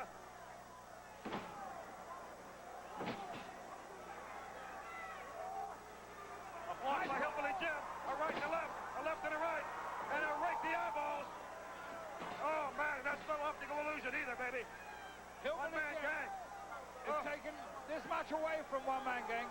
Referee better get out of there. He'll get clouded too. Oh, with a beautiful haircut on that guy. Looks like a Vidal Sassoon original. One-man gang sneaking around behind the referee there. Managed to catch Hillbilly Jim off guard. And Hillbilly Jim down now. Now who's laughing, huh? What's so funny now? Down, but not necessarily out, Johnny B. Nothing too funny now, huh? If your name is Hillbilly Jim. Referee calling for a break of this hold. And while his attention is being diverted, on the outside of the ring, Slick is pulling the hair of Hillbilly Jim. And if the referee had turned his back there, it would have been all over for one-man gang because he would have been disqualified immediately. Now, the shoe's on a different foot. Look at this. Look at this little sea urchin coming in here again. Beaver came in to remonstrate with the referee, and now look. This guy belongs at Disneyland A Parade. foot That's about it. on the side face of Hillbilly Biker Jim. boot on that Hillbilly Jim. 450 pounds. Jim down to the floor. Referees trying to get that one-man gang. The crowd here yelling for Beaver. Oh, okay. Give it to him. And look at that despicable act there. Listen. By the doctor. Yeah, but it's okay for that little half-wit to come in there and do all that other stuff, huh? That's okay. But when Slick's out there trying to even the score, no, everybody gets mad. And now look at one-man gang with that foot into the neck of Hillbilly Jim. And now Slick is back again. Yes, sir. And the referee has missed all this. I'm afraid the referee is losing control here. The referee has really got to turn around and catch Slick doing this. Otherwise, Hillbilly Jim is going to lose this belt, a belt that I might say was within his grasp. Like I said, they made this big guy very mad, and he's retaliating. He is showing these guys exactly how. Look at this. Look at this. Now, that's good teamwork, see? That's where a manager comes in. That's how a manager is very important. That is a complete and utter violation of the rules, and you know that as well as I do. That is a very debatable statement there, Lordship. Very debatable. I had the Dr. Sal sitting here a little while ago. He told me he never interferes with a match. No, I don't think he does. Obviously, that wasn't an ineptitude. Wait a minute. Oh, nice trick. Wait a second. Oh, doggy, look at this Oh, here. look at this here. Oh, no. A little splash. Oh, come on. Come on, will you wind this thing up or what? When is that referee going to get rid of that little squirrel? Referee checks his little Beaver out the ring. In the meantime, Hillbilly Jim takes over on one-man gang. Oh, a big knee. And has him compromised in that corner. Wait a second now. Wait a second. Hillbilly Jim beats it up. Oh! Ha-ha! Oh, and Slick is smiling from ear to ear on that one, baby. Run into that big boot. Yes, sir. A 450-pound big boot. Run into that big boot by one-man gang, and unfortunately, Jim appears I think school is to be out here suffering. for our little friend, Hillbilly Slick Jim. is calling for one-man gang to put him away.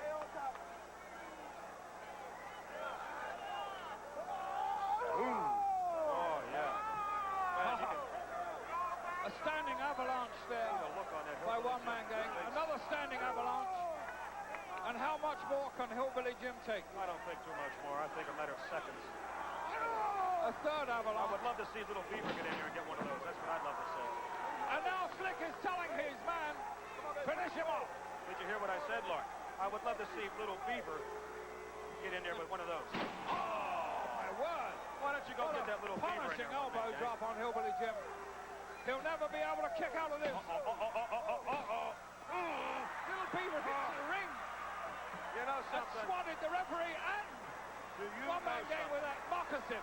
Whatever happens to Hillbilly Jim, and whatever happens to this little Beaver, they deserve it. Oh, no, don't tell me. One-man gang is coming out to chase I him. might take this microphone off myself and go. One-man gang is out. Hillbilly Jim right behind Slick. Boom! He hit him. Behind Hillbilly That away, Jim. one-man gang. That away, One-man baby. gang. Do what you gotta do to beat these people. Pushes Throw him in Hillbilly there. Jim back into the ring. Little Beaver. Oh, do you look at he's got now? A broom. With a broom.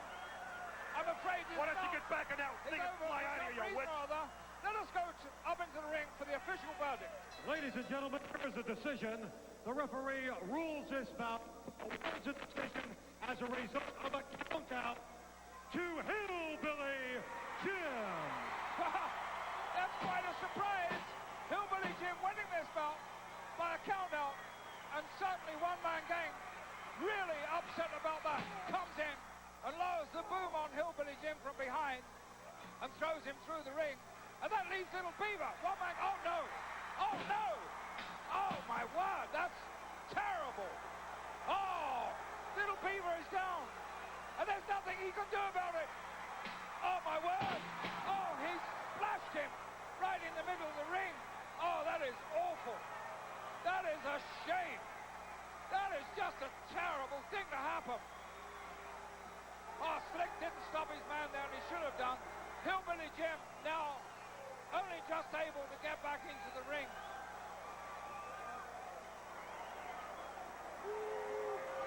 What a terrible thing to happen.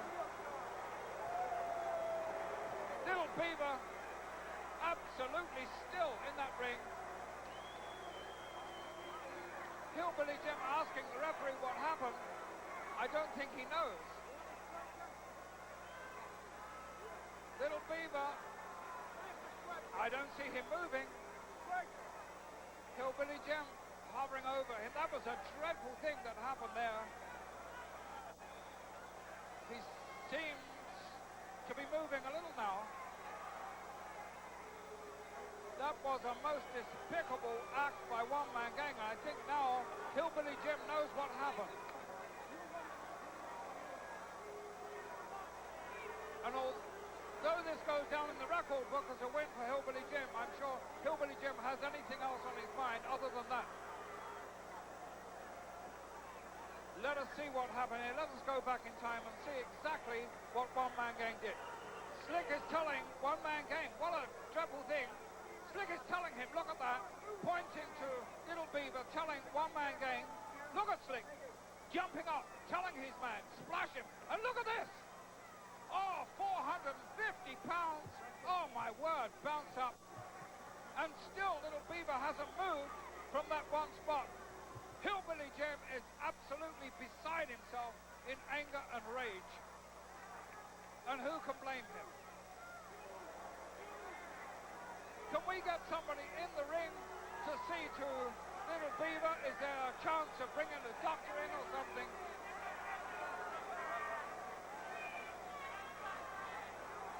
Little Beaver still eyes closed, not moving.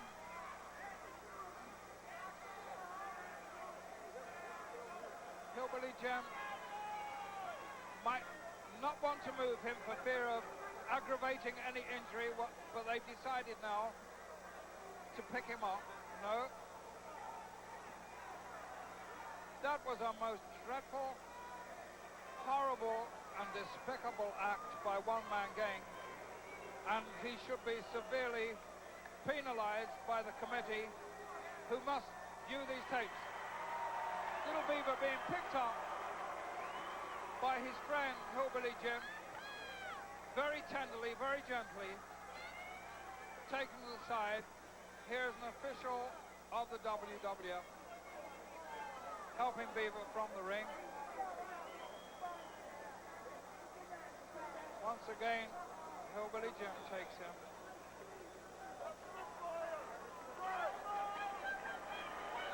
This is definitely the most despicable act I've ever seen. We'll be right back.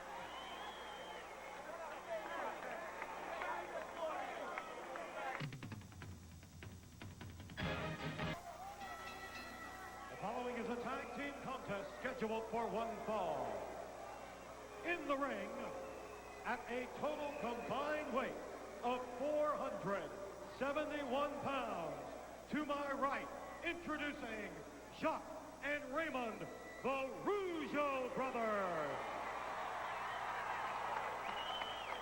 Their opponents have a total combined weight of an even 500 pounds.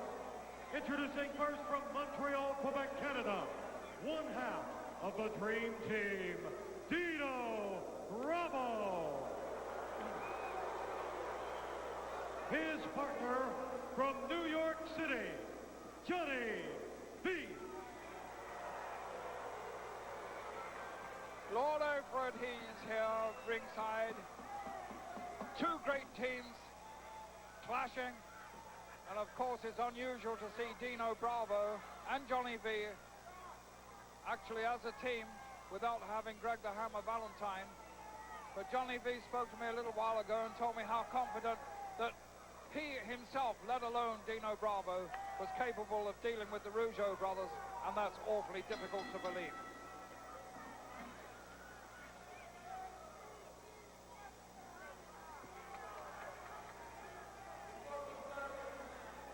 We have a very good start. Brutus the Barber Beefcake, who has a message for you and everybody out here. Ever since his new styling, he has gave Johnny V a new name, and he thought everybody should know it. So why don't we all together share Brutus Beefcake's thoughts by calling him Skinhead? Jacques Rougeau just conveyed a message from Brutus Beefcake to Johnny V that his new name, or Brutus Beefcake's new name for him, is Skinhead, which doesn't suit Johnny V. Oh, very close here.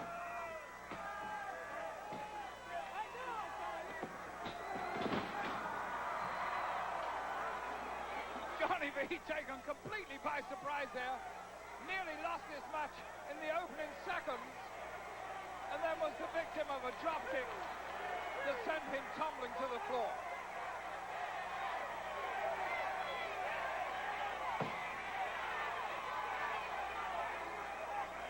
Dino Bravo going back up into the ring,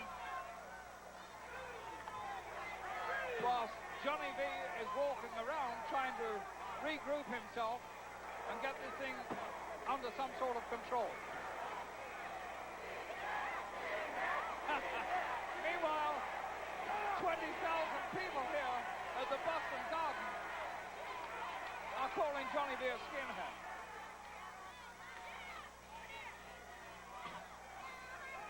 Quite wisely, Johnny V tags in Dino Bravo, this huge French-Canadian, to meet one of the Rougeau brothers, Raymond Rougeau, from Saint-Sulpice.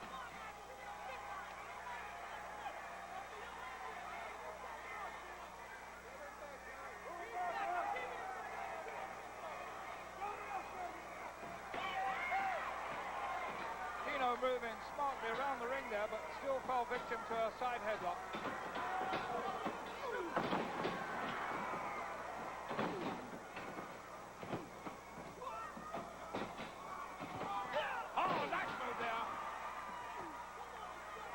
By Raymond, a little bit close to that corner. Johnny V managed to avert defeat there for just this particular moment. Raymond Rougeau with an arm lock on Dino Bravo. Handful of hair takes care of that. Tag made. The Bravo doesn't know about. Double drop kick. Smash! Bravo down! 1-2 only.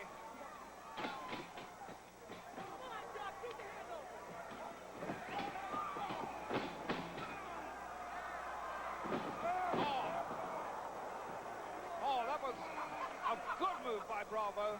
An inverted atomic drop that has absolutely floored Jack. And that allows Johnny V to come into the ring and take over.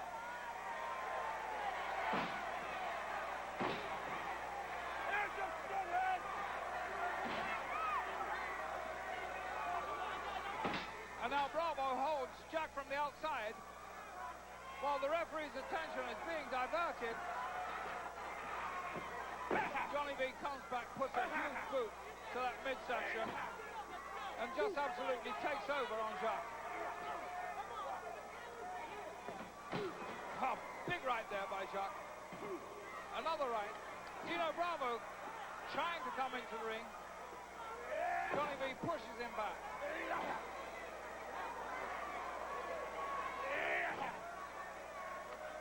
Tag made.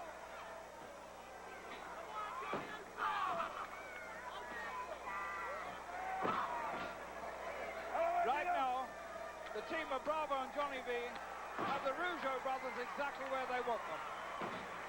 And Jack has got to make a tag to his brother to get out of this spot of trouble that he finds himself in. A little extra assistance from the outside there by Johnny V.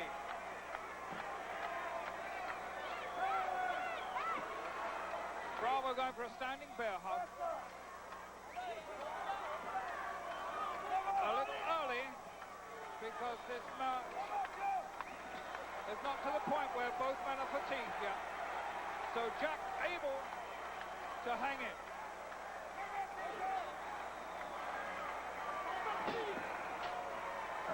Three right hands by Jack, only to be countered by a knee from Dino Bravo. And now taunting the brother Raymond is Bravo. The referee is being diverted again. One might say here these are good tag team tactics being used by Johnny V, who was indeed a world champion at one time himself, a co-holder of that tag team championship. He knows how to get the best advantage while the referee's back is turned. Referee is going to have to eject Raymond, and once again the team of Bravo and Johnny V can take over.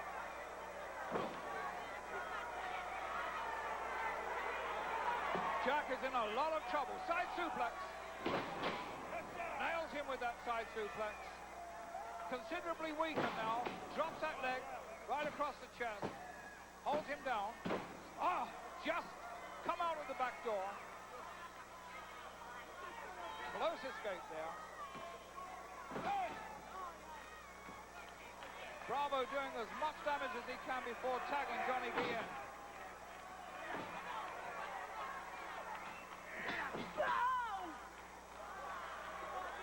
Tag team work going into action as Johnny V and Dino Bravo are making very quick changes.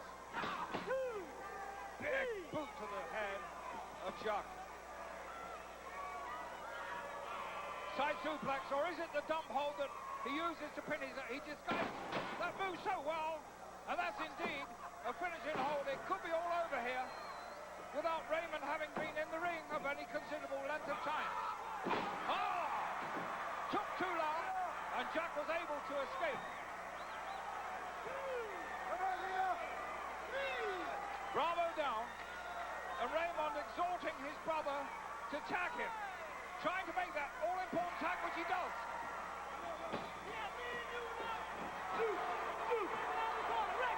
Johnny V finds himself inside the ring with a very fresh Raymond. A slashing chop across the chest. And Johnny V really hurt him. Big backdrop. Flying head mare. Nicely placed elbow drop. Dino Bravo in to break that possible pinfall. Raymond back in the gun, throws him out. Crescent kick by Raymond. Beautifully executed. What perfect timing by Raymond. A drop kick by Jack sent him out the ring. And there's the 3 count. Raymond pins Johnny V. It's all over. The Rougeau brothers have put another victory in the record book. Let us get the official verdict. The winners of this tag team bout, the Rougeau brothers. A magnificent effort there by the Rougeau brothers brings them a richly deserved victory. Let us see exactly what happened a moment or two ago. Here we see Johnny V being crescent kicked by Raymond. Raymond goes in for the cover. At this time, in comes Dino Bravo to drop a knee on him. Raymond escapes. The knee goes clean across the jaw of Johnny V. Raymond pins him. In the meantime, a high drop kick by Jack. And the rest is quite academic. 1, 2, 3. The winners, the Rougeau brothers.